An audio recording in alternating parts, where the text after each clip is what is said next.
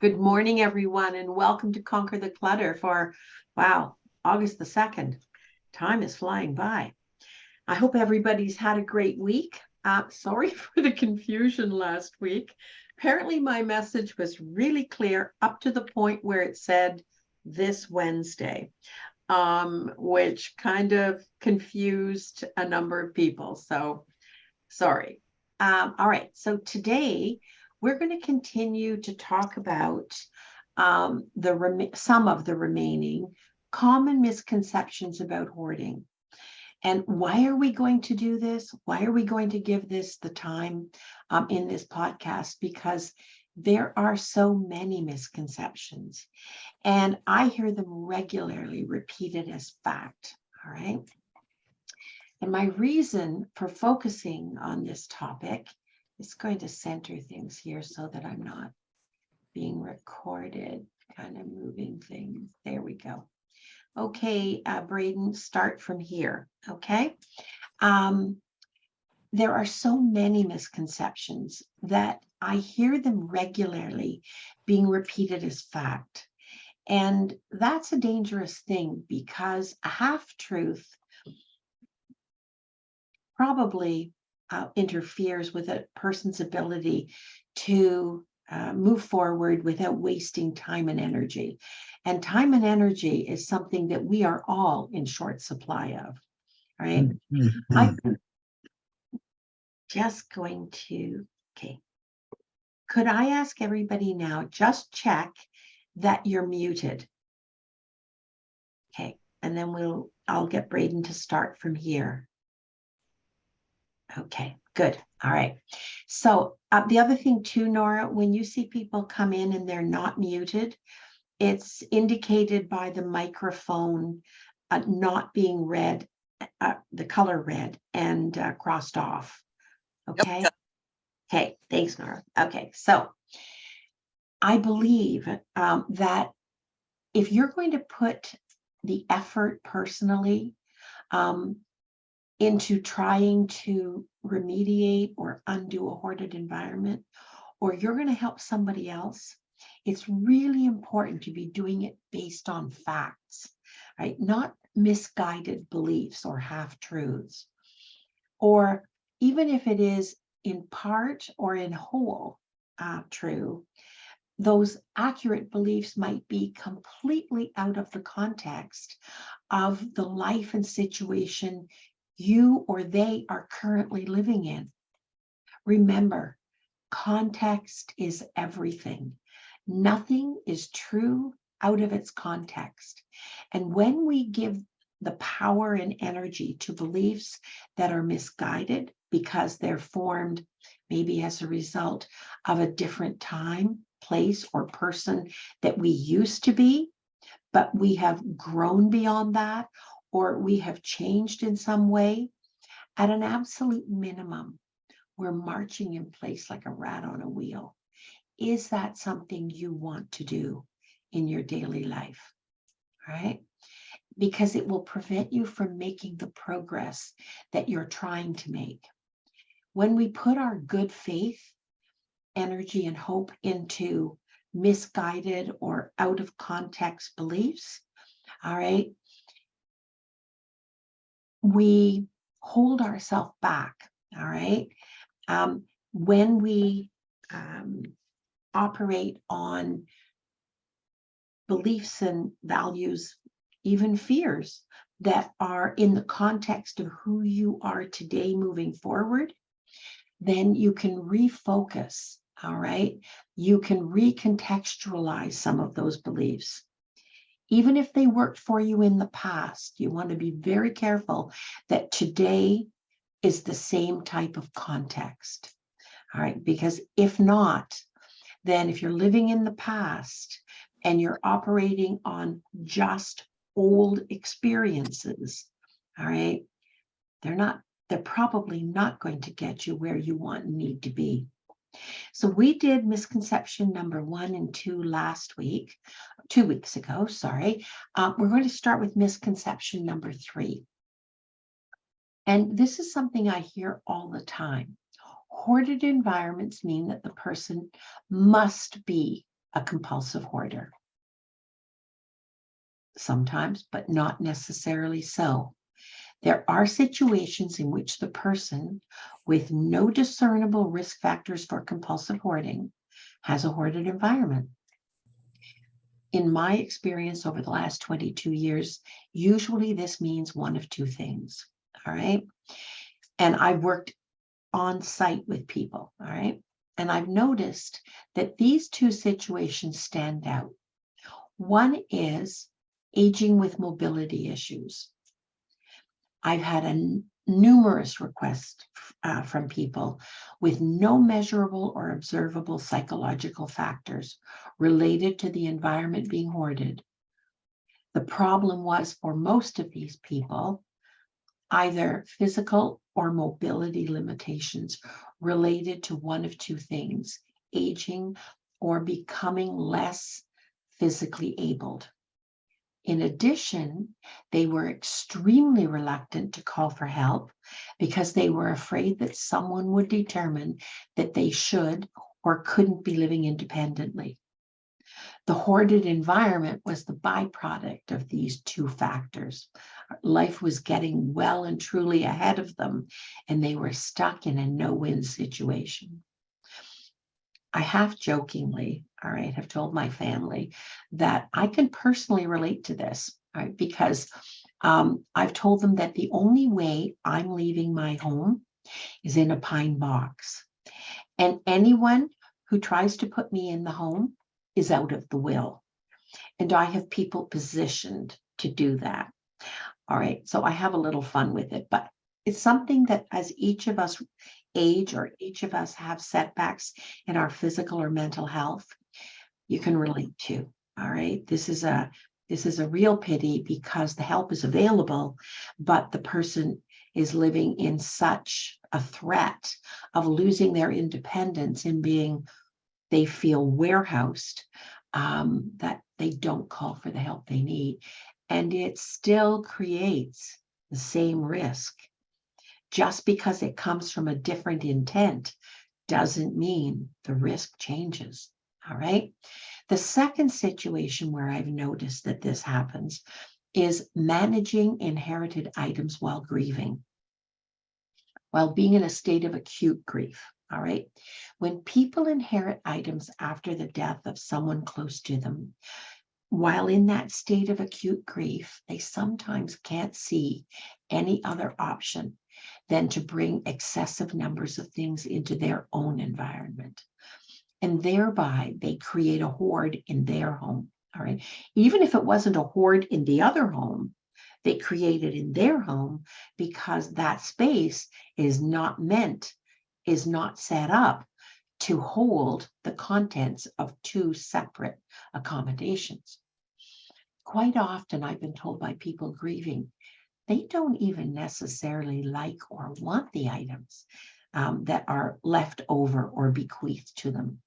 But they can't, in that state of acute grief, physically or emotionally, make the necessary decisions, even when they want to sort out and to dispose of the things that are excess to need. Are you or have you been in a situation that is at least in part why your home is currently cluttered? Or has it been? Let's have a look at that, because the best indicator of future behavior and future options is past behavior and past options that we have allowed ourselves to look at and consider. When we're grieving, the other person's things are still symbolic of that person and of the relationship we've shared, all right? And they become precious. They become especially precious in the experience of loss of what we want most. They become a substitute, all right? And we can all be in a situation where we are prompted because we're not yet ready to let go. And in our grief, we fail to consider other options. options that would have avoided creating a hoarded environment. One of the things that I feel very, very strongly about in the work I do, grief comes in many situations and for many different reasons. All right. The thing is never a substitute for what we long for, ever. All right. Ever, ever, ever. And the pity is that in that experience of loss, profound loss, depending on the state you're in, we accept that substitute when we already have what we really need, because nothing will replace the relationship, the love, the memories. And the great thing is that the longer ago the memories, even later in our life, when we can't remember what we had for breakfast, our long-term memory stays pretty well intact. If you just can fight the urge to excessively hold on to things as somehow a substitute, all right, and even an interim substitute, something else in your environment will trigger the memory that you are afraid you will lose. And you already have, and wherever they are, with whatever form the next life takes, or I don't know if you even believe there is a next life, it doesn't matter. All right. That relationship, that specialness that you and they had remains intact. You are always loved that way. You were always loved that way. You always mattered. All right. You are precious. You are worthy. And especially you're worthy of not holding on to tangible, inanimate things. The passion I feel for that message getting across is that those tangible things are always going to deteriorate. And you are only delaying the grief. All right. You are only delaying the grief. So do your best. All right. When this happens, this grief reaction, for a brief time, the hoarded environment may be the byproduct of a natural blocked grief reaction. Don't let that blocked grief reaction persist. Unresolved grief is one of the most destructive emotions that humans have, because we can feel excessively responsible for too many things, all right? And being temporarily destabilized by whatever negative or painful feeling we have, grief or not, and the situation that it creates, in this temporary state, we can create a hoarded environment. And psychologically, according to all of the three paths that I talk about that are pretty fundamental to a hoarded environment being created, we can get put on that path and we can get stuck on that path. All right. So what we actually need is help developing and implementing a more appropriate and suitable plan, both in the short term and in the long term. All right.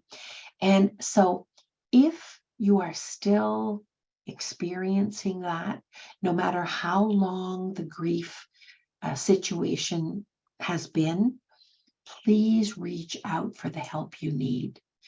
Don't let those things put down roots. They are no substitute. They are no substitute. So, misconception number 4. Have you ever heard that a person who hoards must be crazy, or they wouldn't live like this? Now, most people throw that term around, crazy, as mentally ill. Well, not so. All right. The term crazy or mentally ill, in quotations, depicts attributes that I have rarely encountered in the people that I've worked with over many, many, many, many years. The fact is, for each and every one of us, myself included.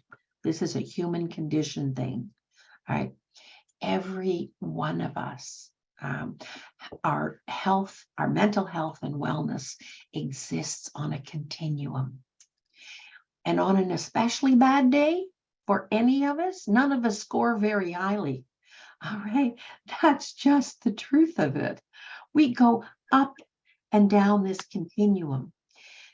The trick is the more we move down the continuum, the more we need to value ourselves, treat ourselves with love, respect, compassion, all right, and a belief, a trust that we deserve not to be so close to the precipice where we might go off the edge and then well and truly have entered a state that we didn't have to if we just reached out when we started to have the first inkling, this is not the way I want my life to be.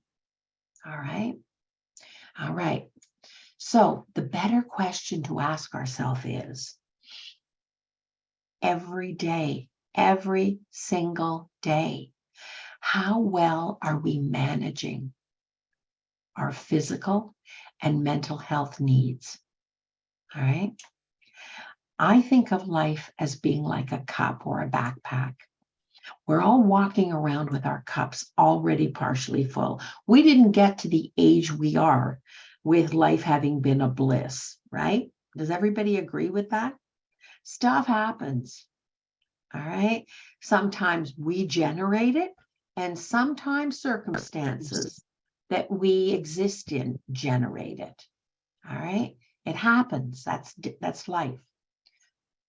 What would it take? The question to ask yourself every day is, what would it take? And I ask myself this question too. All right. Nobody's immune.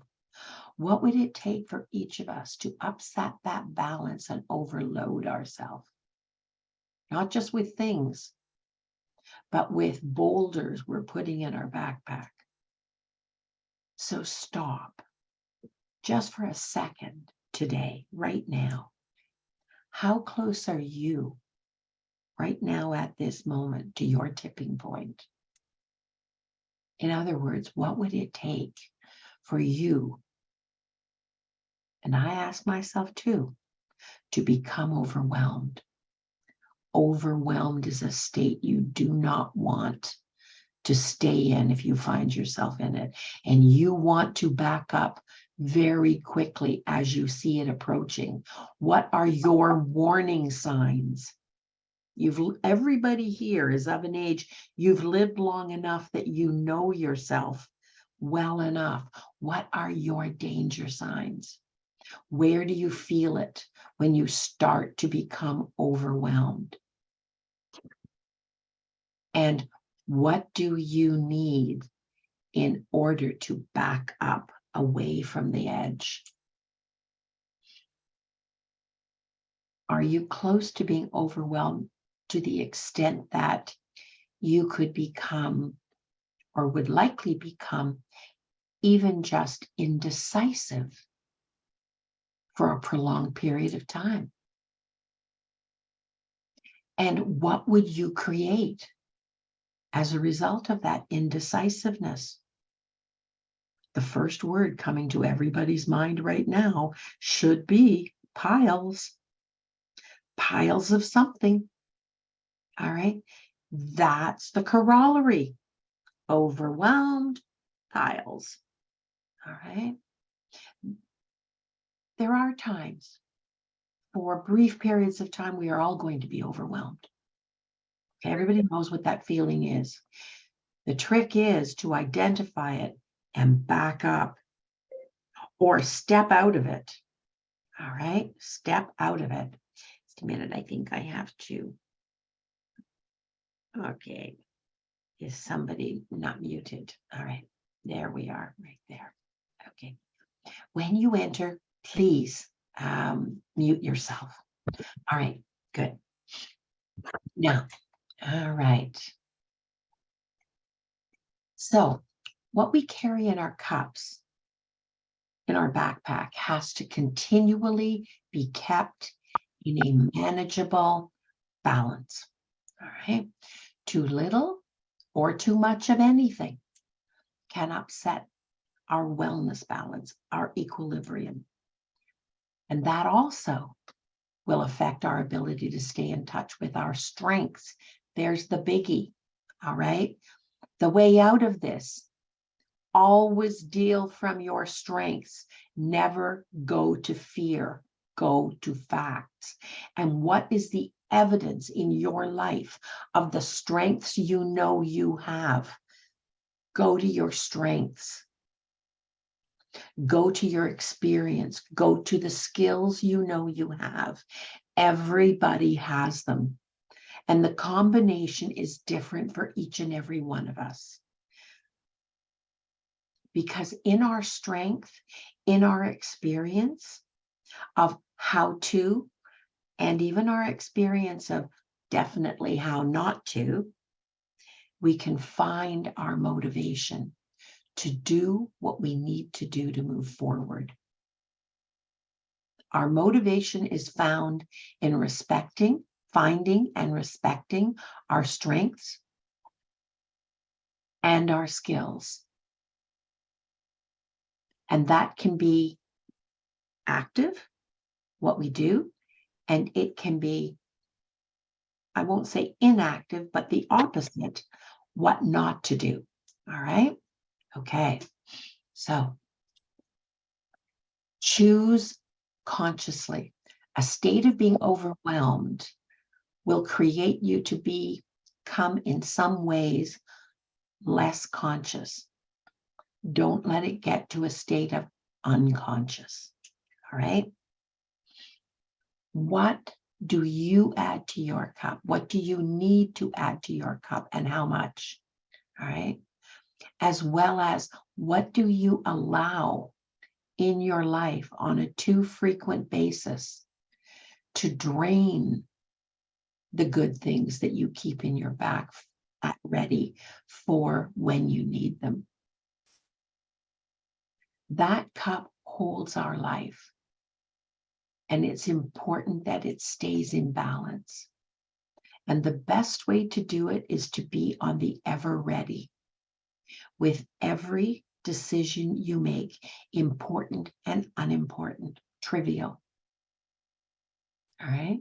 Begin by asking yourself, does this, whatever's to be decided, fill my cup, or does it empty my cup? And what does each choice mean for my physical health, my emotional health, and wellness balance, that balance between the physical and the emotional? All right? Because without enough physical health, we are adding continual small rocks, right? And we think we can handle it. We're not on our knees yet. We're still able. But are we able with a capital A? Or are we managing to struggle by? I want everybody to stop right now. And I want you to ask yourself the truth for you right at this moment. Are you managing, or are you managing? Do you know the difference? Are you struggling? And is that a continual situation? Struggling is not the same as striving. Striving, you are moving forward at some pace, but you're moving forward even in baby steps. All right? Just getting by with a bare minimum, you're too close to the edge. Those questions, does it empty my cup, or does it fill my cup? Add to my cup? And what is the effect on my physical health? And can I spare that cost And why would I? Is it in my best interest to consider sparing that cost? And my mental health as well, because they are in balance. One affects the other. Okay. A very practical way to make choices consciously is by doing and giving yourself. This is a biggie. Write this one down.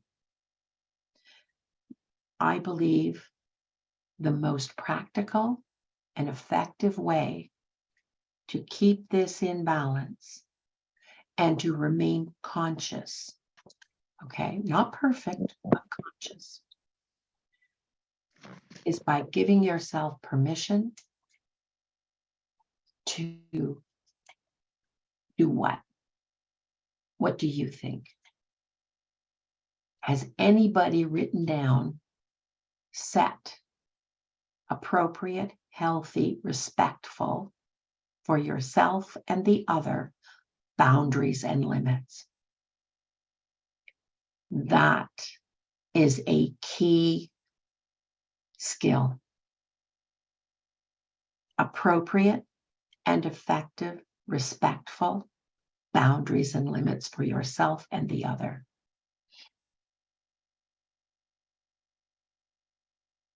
And they might vary depending on what you need in the moment.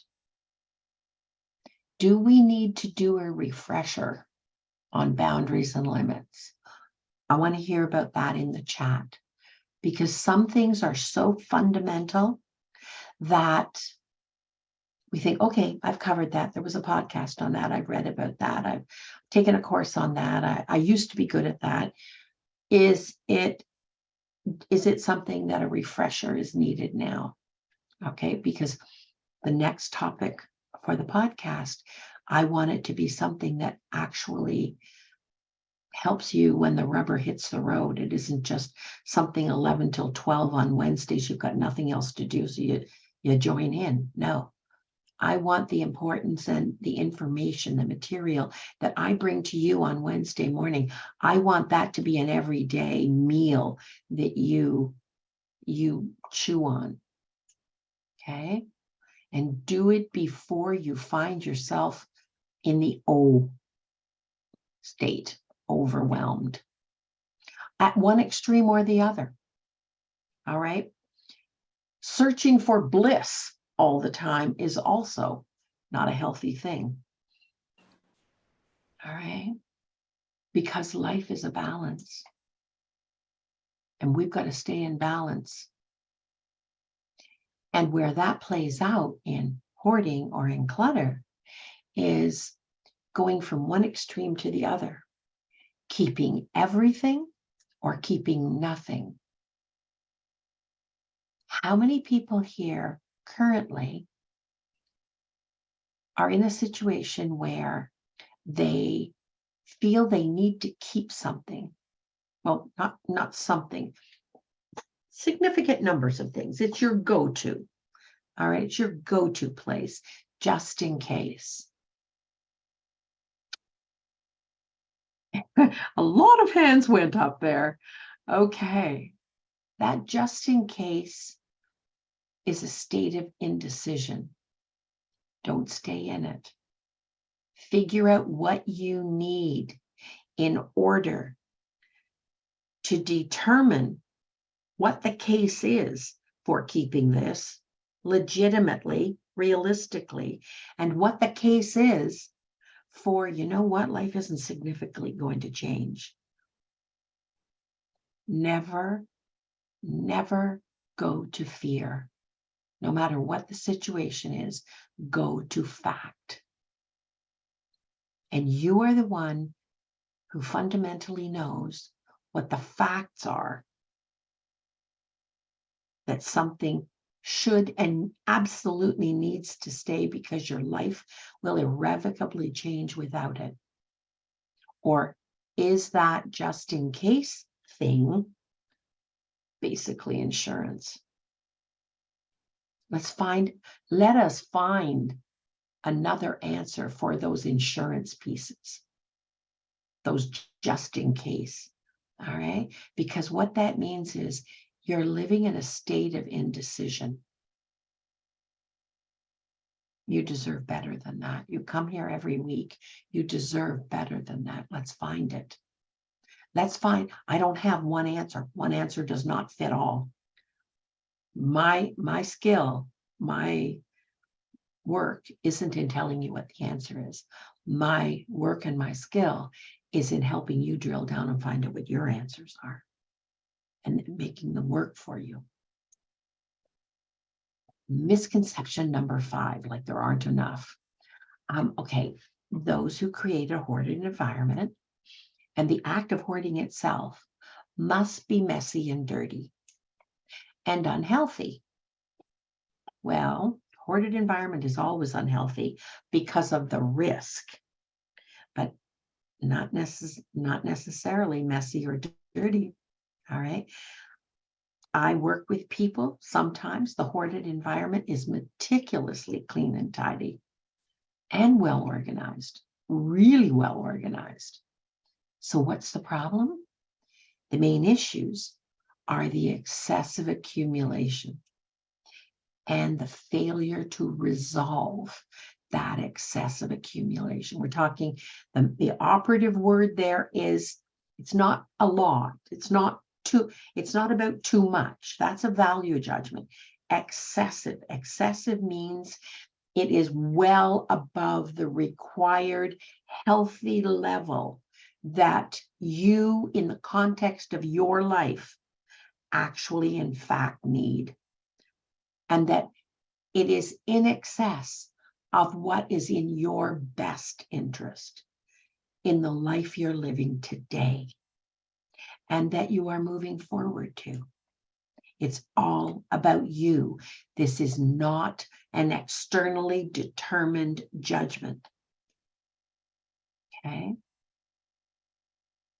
And where it results in a real problem is that it denies you the ability to maintain a safe environment. Safe environment, a basically safe environment is a pretty minimal standard. All right. Hoarding interferes with the access to spaces intended for specific daily living activities. What are those things? Eating, breathing, sleeping, toileting, having relationships that are good for us. Those are daily activities. Okay. How many people here would be reluctant to have people into their environment? Healthy relationships are reciprocal, everybody, right? We accept invitations and we issue invitations. And generally, we share our space with people. How many people here, ask yourself, is that even an option that doesn't fill you with concern? If it is, I would like to hear about it directly to me in the chat box. And I would like to hear what that barrier is. All right, because that's a hint at what's needed for you. The other thing about no matter how neat and tidy, clean, and a hoarded environment is, it always, always, always represents a risk. And it's not just to the healthy functioning of your day-to-day life. Generally, paper, we talked about paper. Paper is a biggie. Unsolicited paper. The amount that comes into our environment every day is appalling. All right, appalling. How many trees are we killing with all of that? Like, is there no better way? All right. So the fuel load as a result of that amount of paper is it a significant issue, no matter how neat and clean the environment is. And it does constitute a hoard. All right. So right now, it might not create a crisis, but it will, because it's not going anywhere. If, Elaine, yeah, I'm we don't. so No, sorry. Would you repeat the question? Ashlet, we don't interrupt, Asha, because this is being recorded, and that means then that Braden has to interrupt the process and he has to patch together the vocal. Okay, so what I would suggest for anybody who thinks they've missed something is be patient and wait for it to be up. Make a note. This is the podcast you want to come back to because of something, and wait, be patient and wait for Braden to get it up in the library, okay? All right, so back to the neat and clean environment. You and your hoarded environment may not create a crisis as a result, all right, immediately.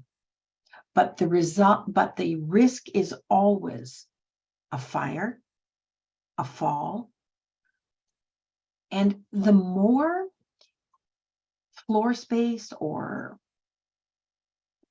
flat surface space that is taken up with whatever it is that's in excess, paper being a major culprit, all right, what happens is we get little visitors, but we can't see them.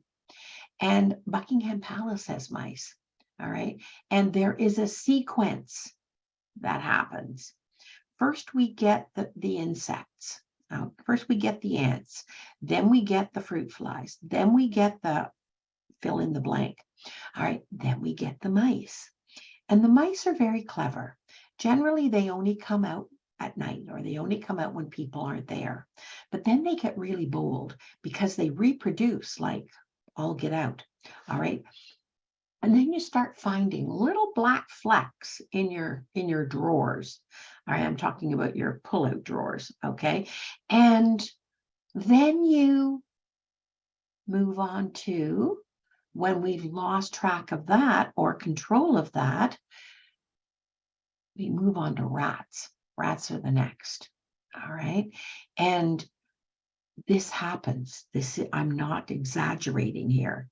Where are you on that continuum? Because when you have covered spaces, all right, it's a matter of time.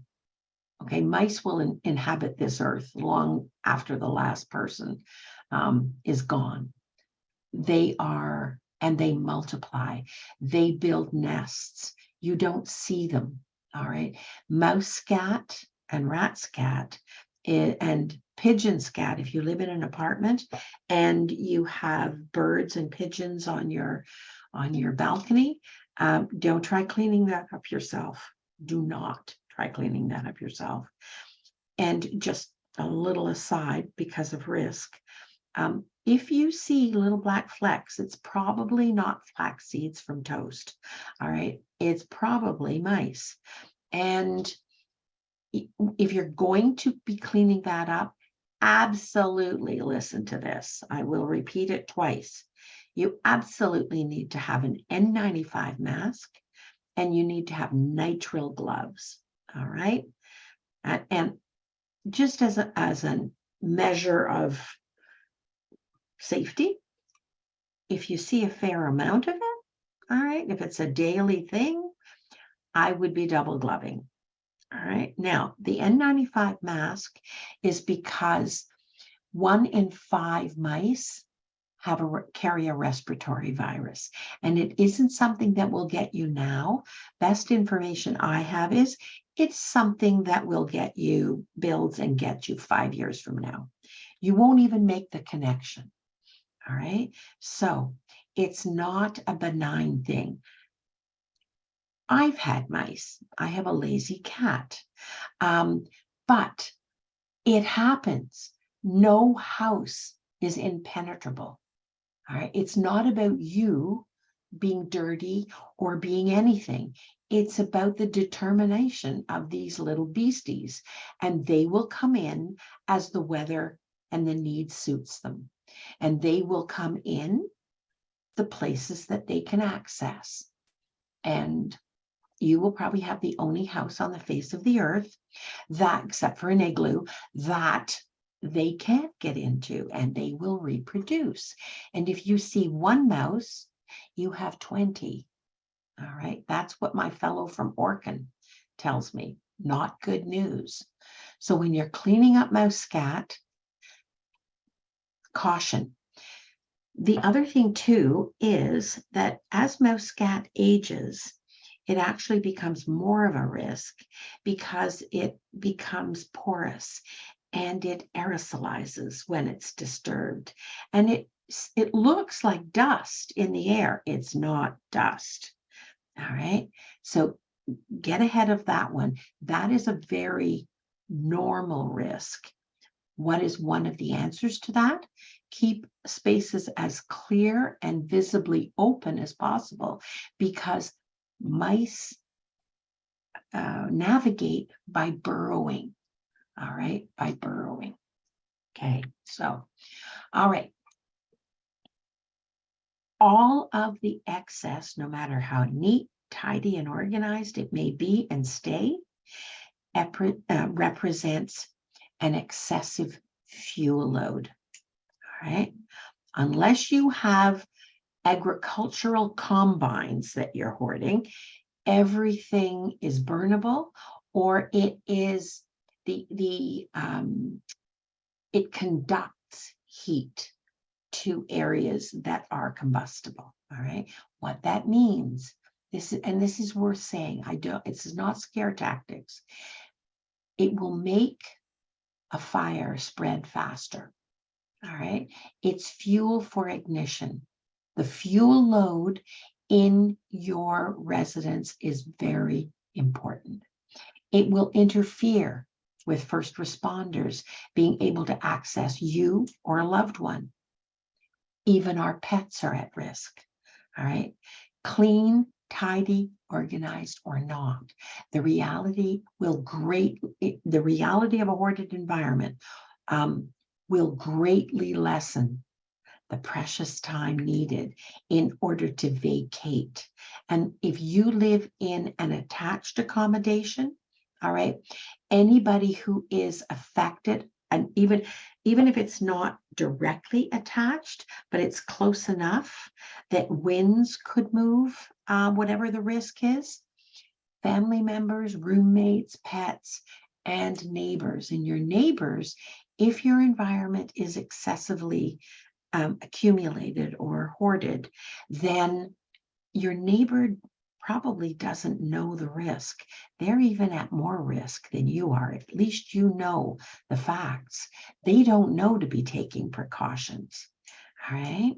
So, misconception number 6. People who hoard can't discard.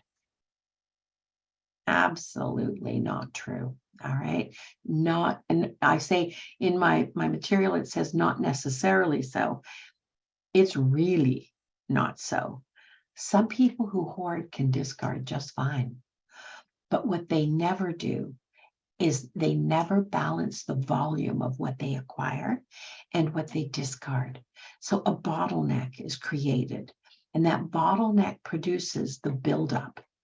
The only difference from the experiences of those who have trouble discarding and those that don't is the length it takes for an environment to become hoarded.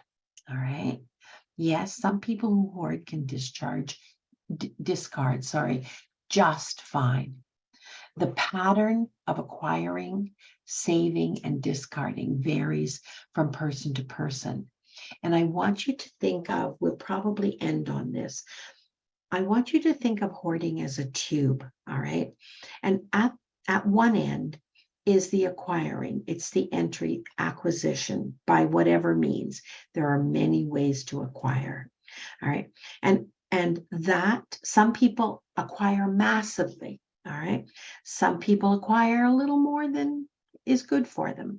Some people don't acquire, and they all create a hoarded environment, right? They don't acquire abnormally, unusually at all.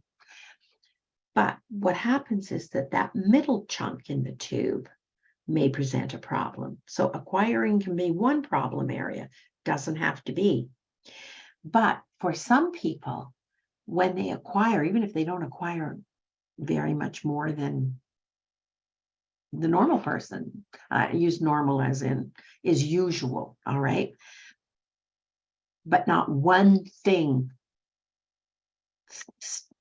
gets let go of it. It stays. When they have it, they keep it, all right? Now, that can be, for active reasons, the need and desire to hold on to things because of attachment or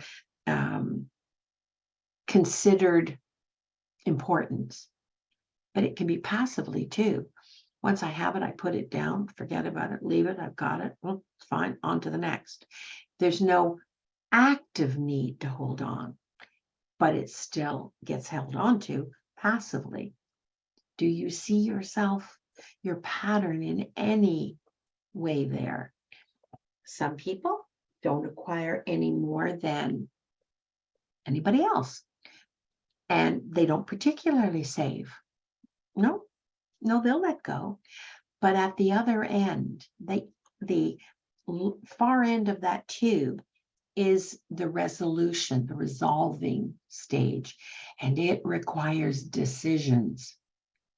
And there are a multitude of reasons why things end up jam-packed at that end. It could be physical or mental health concerns, a burden that you're carrying. It could be that you need a perfect home for it. You would let go of it, but there has to be an ideal outcome. You don't know that outcome, and so you continue to hold on to it. All right.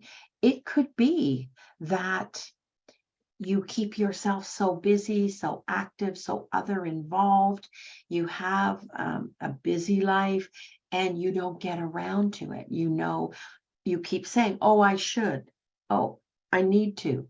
But it doesn't, that day never actually comes. All right. And that can be that we make ourselves, we create the life that allows us to avoid the things we fear or we don't really want to do. All right, we create that.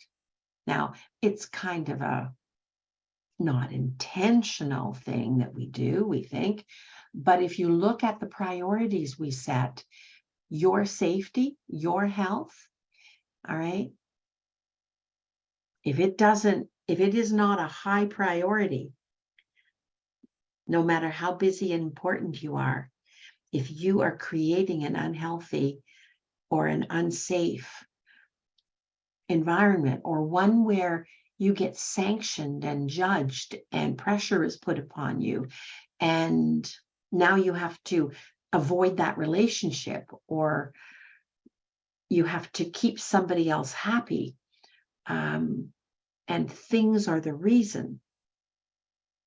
Can you see that you're creating that lifestyle?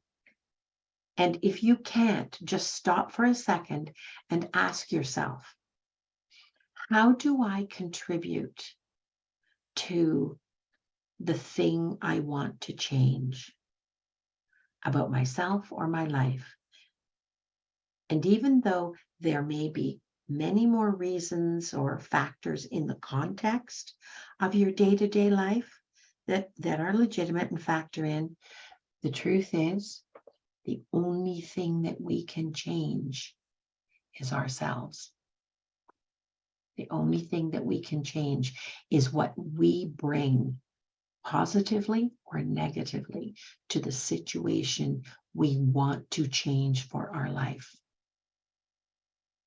Okay? So think about that. All right. So whether you have an issue at acquiring or not, or it's a little further down the tube at the saving point or not, or it ends up backlogged at the decision-making, resolving end of the tube, the only thing that changes is how much time it's going to take for a hoarding problem to develop over your lifetime. And how much, here's why I do this podcast, how much of your day-to-day life it's going to occupy and influence negatively. And you don't get that. You don't get today back. You don't get yesterday back. All right. And you're worth the best outcomes that you can imagine. You are worth that, and you are capable of it. There are answers. I don't have the answers, but I can challenge you to find your own answers and to make them work for you the best you can figure out. And I'm here to help you tweak them. All right. So this tube symbol is what I refer to as the hoarding life cycle pattern. So a person able to regularly decide whether to discard items develops a hoarding problem at a different rate than someone who can't discard. A hoarded environment may be brought under temporary control. How many people here have been on that yo-yo? Fixed it, recreated it, fixed it, recreated it, only to reoccur with the next arrival of acquisitions. There's also an ebb and flow to the level of hoarding that can happen in a person's home. And if that's the case, all right, if that's the case, then ask yourself, what am I bringing to this situation? Remember the CBT bubbles? Why me? Why now? All right. What am I bringing to the situation that creates this? What am I not looking at that is available that would at least in part resolve this? And what prevents this? What prevents this, which is another way of saying what I've been saying, what prevents this from being resolved? Even if you just use that short form, that will prompt you to better truths about the situation that brings you here every week.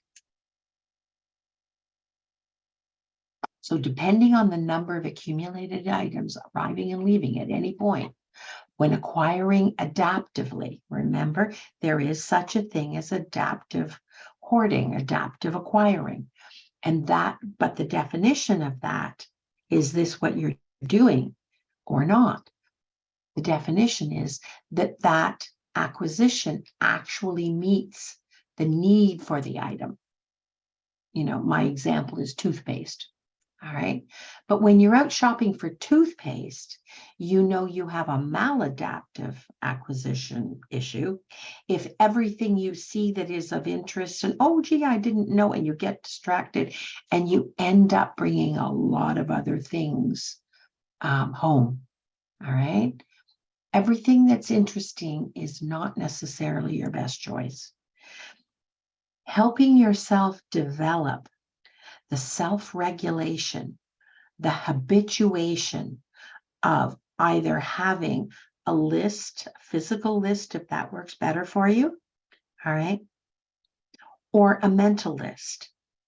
When you go out to acquire, having that with you and committing to respecting that list and habituating the self-discipline not to get distracted by opportunities or sales pitches. All right.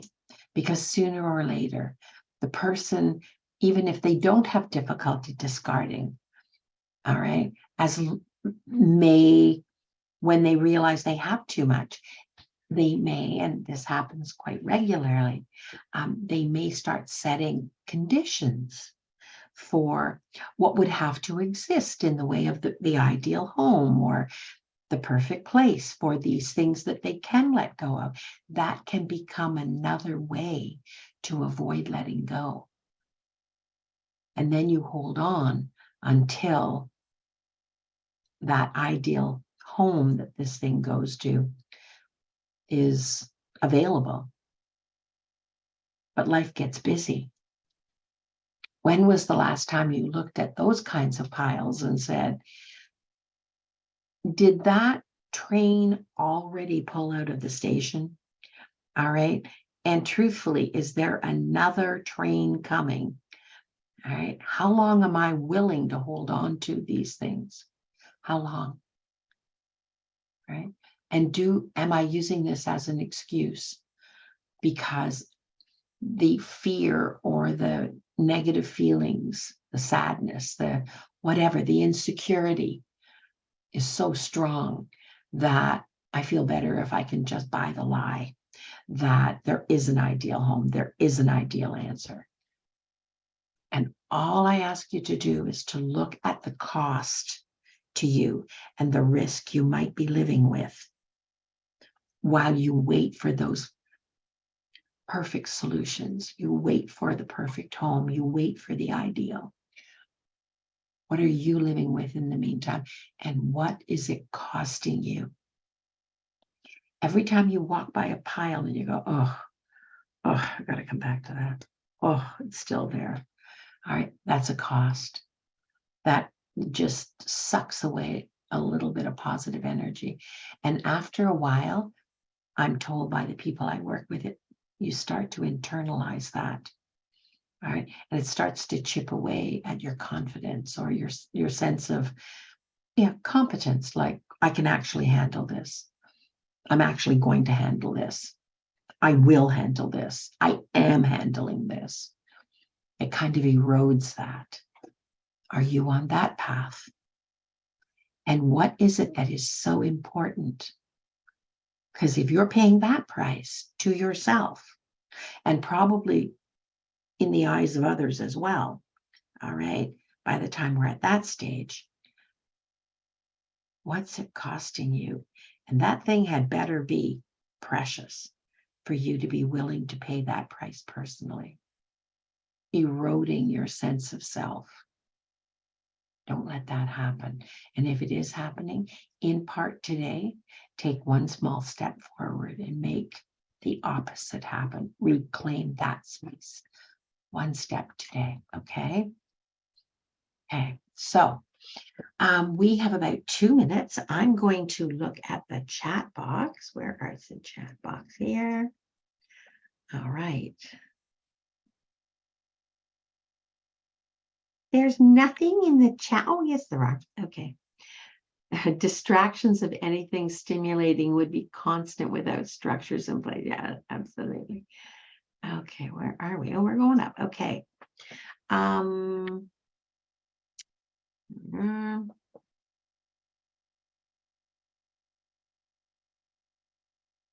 A kind reminder, please mute. Thank you. The problem with that, Kim, is that people come in at different times. And I am going to go back because I'm pretty sure I've got it on the setup page that people are muted when they come in. So I'm hoping that nobody, when they come in muted, unmutes themselves. All right. All right. Oh, thank you, Ashla. Yeah, my little navy blue peekaboo blouse. I can't hear Elaine. Is anyone else out? Oh, Lisa. Have you had a problem with hearing me? A little? No? Did it need more volume? Oh, We can hear you fine. okay. All right. Okay. It feels oh yeah. And this is to everyone. Okay.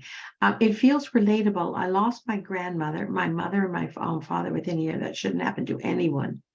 Anumo. Dealing with grief and sorting their belongings feels like, sorry, here. It has taken forever. Losing 3 people in a row shouldn't happen to anybody. All right, should not happen to anybody. We are all here in support of anything you need. All right. That's because the first time it's a shock. All right. The second time it's a wound. And the third time, most people, there's something about the rule of 3. All right. That you're on your knees. And so if there's something that this group can bring to you, please let us know. And if it's within our ability to do it, I'm signing up for it anyway. I can hear very well. Okay, her very well. I can hear her fine. So whoever felt that they couldn't hear me, could you check your audio? You may not have the volume turned up, or there might be an issue. All right. 2 new. Okay. A Zoom feature coming. So there is a feature there. You do get notification that you're muted coming in, correct? No, I'm getting some people. Yes. No, not today. Everybody came in unmuted. Okay, I'm going to relook at that. I'm wondering whether there might have been an update or something in the Zoom, and somehow in the update, I failed to understand. I needed to go back in and reset, but we will do that. Okay, make this a great week. All right, make this a great week in some tangible way that adds positivity, something wonderful to this week for yourself. Take care, everybody. Thank you. Thank you, Elaine. It was great. You're welcome. Have a Bye-bye. great week. Thanks, Elaine. Bye. Thanks, Elaine. You're welcome.